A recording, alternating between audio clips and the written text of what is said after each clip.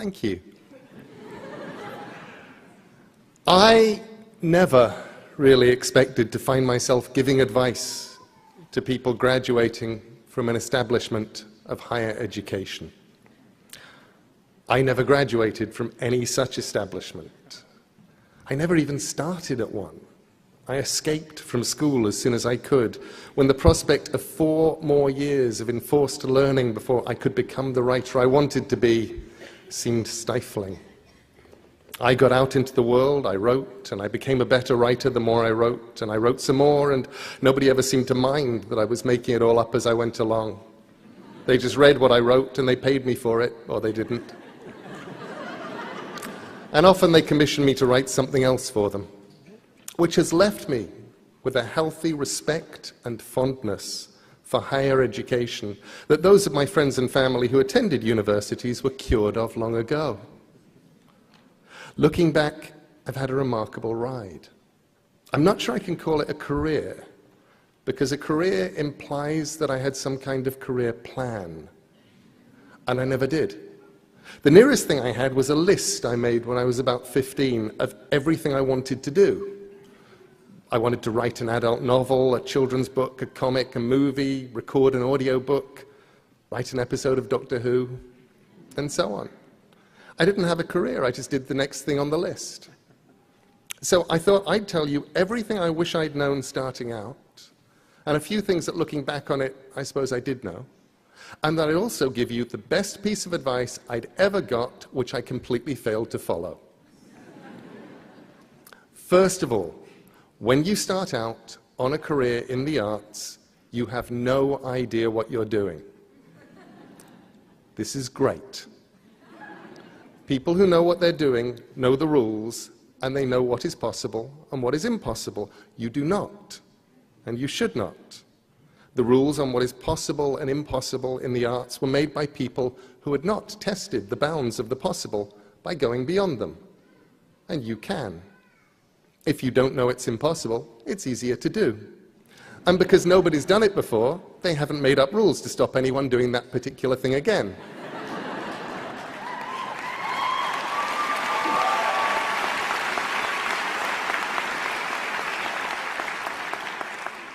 Secondly, if you have an idea of what you want to make, what you were put here to do, then just go and do that. And that's much harder than it sounds, and sometimes in the end so much easier than you might imagine. Because normally there are things you have to do before you can get to the place you want to be. I wanted to write comics and novels and stories and films, so I became a journalist, because journalists are allowed to ask questions and to simply go and find out how the world works. And besides, to do those things, I needed to write, and to write well. And I was being paid to learn how to write economically, crisply, sometimes under adverse conditions, and on deadline. Sometimes the way to do what you hope to do will be clear-cut, and sometimes it'll be almost impossible to decide whether or not you're doing the correct thing, because you'll have to balance your goals and hopes with feeding yourself, paying debts, finding work, settling for what you can get. Something that worked for me was imagining that where I wanted to be, which was an author, primarily of fiction, making good books, making good comics, making good drama, and supporting myself through my words. Imagining that was a mountain, a distant mountain, my goal. And I knew that as long as I kept walking towards the mountain, I'd be all right. And when I truly was not sure what to do, I could stop and think about whether it was taking me towards or away from the mountain. I said no to editorial jobs on magazines, proper jobs that would have paid proper money, because I knew that, attractive though they were, for me, they would have been walking away from the mountain. And if those job offers had come earlier, I might have taken them, because they still would have been closer to the mountain than I was at that time.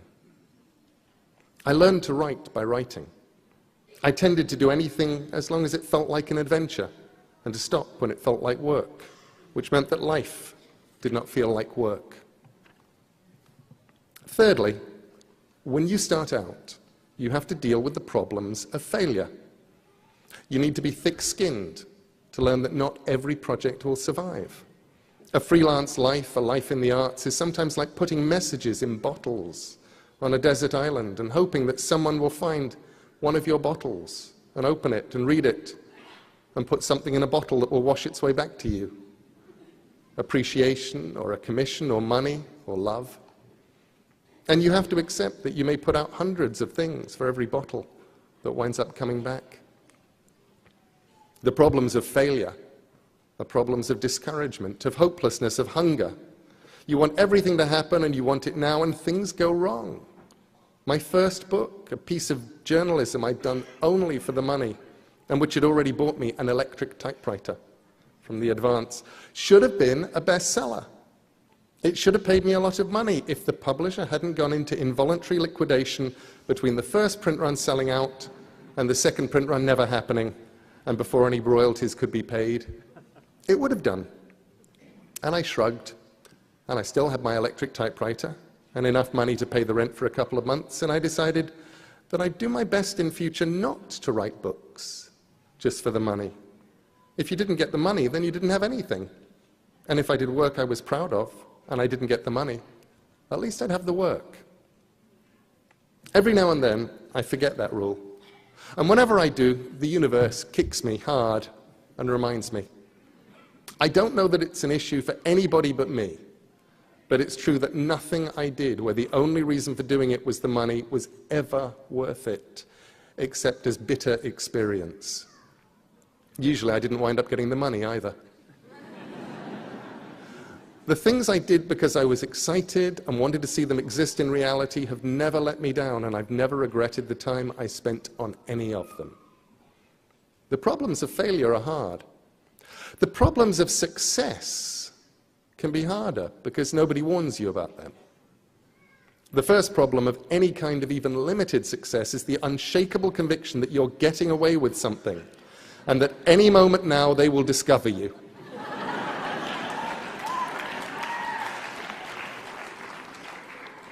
It's imposter syndrome, something my wife Amanda christened the fraud police.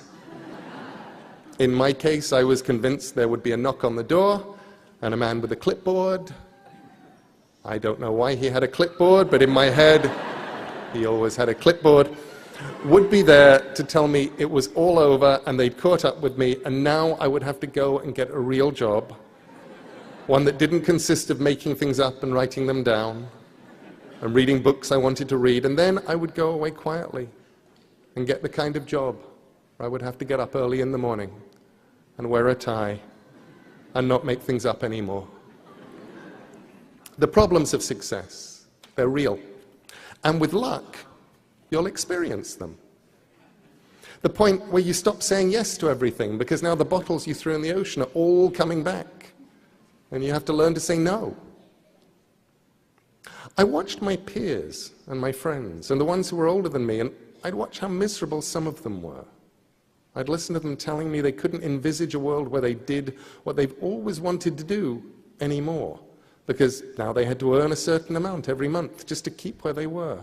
They couldn't go and do the things that mattered and that they'd really wanted to do, and that seemed as big a tragedy as any problem of failure. And after that, the biggest problem of success is that the world conspires to stop you doing the thing that you do because you're successful. There was a day when I looked up and realized that I had become someone who professionally replied to email and who wrote as a hobby. I started answering fewer emails and was relieved to find I was writing much more. Fourthly, I hope you'll make mistakes. If you make mistakes, it means you're out there doing something. And the mistakes in themselves can be very useful. I once misspelled Caroline in a letter, transposing the A's and the O, and I thought, Coraline looks almost like a real name. Remember, whatever discipline you're in, whether you're a musician or a photographer, a fine artist or a cartoonist, a writer, a dancer, a singer, a designer, whatever you do, you have one thing that's unique. You have the ability to make art. And for me, And for so many of the people I've known, that's been a lifesaver. The ultimate lifesaver. It gets you through good times and it gets you through the other ones. Sometimes life is hard. Things go wrong in life and in love and in business and in friendship and in health and in all the other ways that life can go wrong. And when things get tough, this is what you should do. Make good art. I'm serious. Husband runs off with a politician, make good art. Leg crushed and then eaten by a mutated boa constrictor, make good art. IRS on your trail, make good art. Cat exploded, make good art. Someone on the internet thinks what you're doing is stupid or evil or it's all been done before, make good art. Probably things will work out somehow, and eventually time will take the sting away, and that doesn't even matter. Do what only you can do best. Make good art. Make it on the bad days, and make it on the good days too. And fifthly, while you're at it, make your art. Do the stuff that only you can do. The urge starting out is to copy, and that's not a bad thing. Most of us only find our own voices after we've sounded like a lot of other people. But the one thing that you have that nobody else has is you. Your voice, your mind, your story, your vision. So write and draw and build and play and dance and live as only you can. The moment that you feel that just possibly you're walking down the street naked, exposing too much of your heart and your mind and what exists on the inside, showing too much of yourself, that's the moment you may be starting to get it right. The things I've done that worked the best were the things I was the least certain about. The stories where I was sure they'd either work or more likely be the kind of embarrassing failures that people would gather together and discuss until the end of time. They always have that in common. Looking back at them, people explain why they were inevitable successes, and when I was doing them, I had no idea. I still don't. And where would be the fun in making something you knew was going to work? And sometimes the things I did really didn't work. There are stories of mine that have never been reprinted. Some of them never even left the house. But I learned as much from them as I did from the things that worked. Okay, sixthly, I'm going to pass on some secret freelancer knowledge. Secret knowledge is always good, and it's useful for anyone who ever plans to create art for other people, to enter a freelance world of any kind. I learned it in comics, but it applies to other fields too, and it's this. People get hired because somehow they get hired. In my case, I did something which these days would be easy to check and would get me into a lot of trouble, and when I started out in those pre-internet days seemed like a sensible career strategy. When I was asked by editors who I'd written for, I lied. I listed a handful of magazines that sounded likely, and I sounded confident, and I got jobs.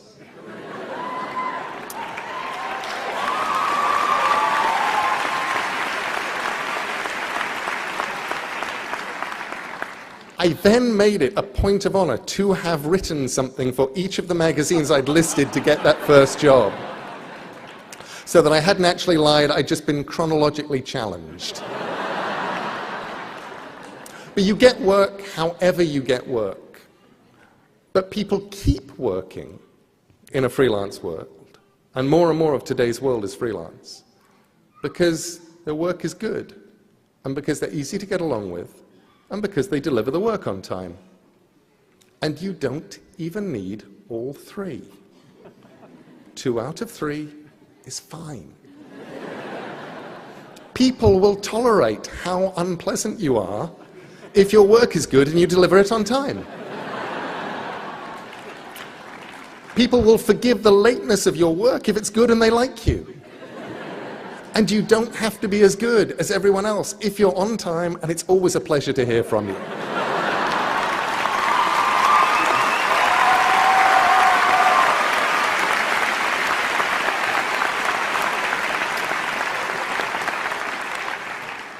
So when I agreed to give this address, I thought, what is the best piece of advice I was ever given? And I realized that it was actually a piece of advice that I had failed to follow. And it came from Stephen King. It was 20 years ago, at the height of the success, the initial success of Sandman, the comic I was writing. Oh, thank you. I was writing a comic people loved, and they were taking it seriously. And Stephen King liked Sandman, and my novel with Terry Pratchett, Good Omens, and he saw the madness that was going on, the long signing lines, all of that stuff. And his advice to me was this. He said, this is really great. You should enjoy it. And I didn't. Best advice I ever got that I ignored. Instead, I worried about it. I worried about the next deadline, the next idea, the next story. There wasn't a moment for the next 14 or 15 years that I wasn't writing something in my head or wondering about it. And I didn't stop and look around and go, this is really fun. I wish I'd enjoyed it more. It's been an amazing ride, but there were parts of the ride I missed because I was too worried about things going wrong, about what came next, to enjoy the bit that I was on. That was the hardest lesson for me, I think, to let go and enjoy the ride, because the ride takes you to some remarkable and unexpected places. And here on this platform today, for me, is one of those places. And I am enjoying myself immensely.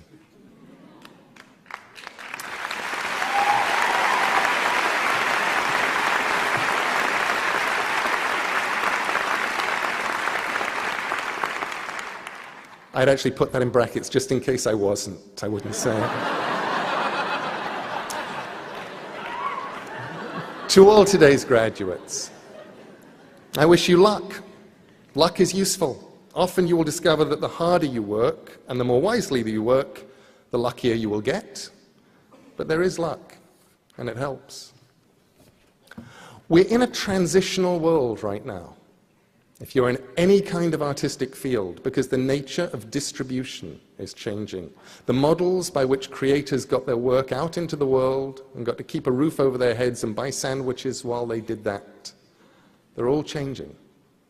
I've talked to people at the top of the food chain, in publishing, in bookselling, in music, in all those areas, and no one knows what the landscape will look like 2 years from now, let alone a decade away.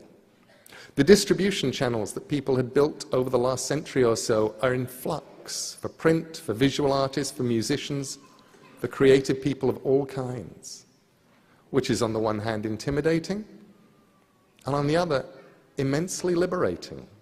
The rules, the assumptions, the now we're supposed to's of how you get your work seen and what you do then, they're breaking down.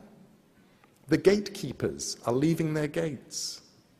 You can be as creative as you need to be to get your work seen. YouTube and the web and whatever comes after YouTube and the web can give you more people watching than old television ever did. The old rules are crumbling, and nobody knows what the new rules are. So make up your own rules. Someone asked me recently how to do something she thought was going to be difficult. In this case, recording an audiobook. And I suggested she pretend that she was someone who could do it. Not pretend to do it, but pretend she was someone who could. She put up a notice to this effect on the studio wall, and she said it helped. So be wise, because the world needs more wisdom. And if you cannot be wise, pretend to be someone who is wise, and then just behave like they would.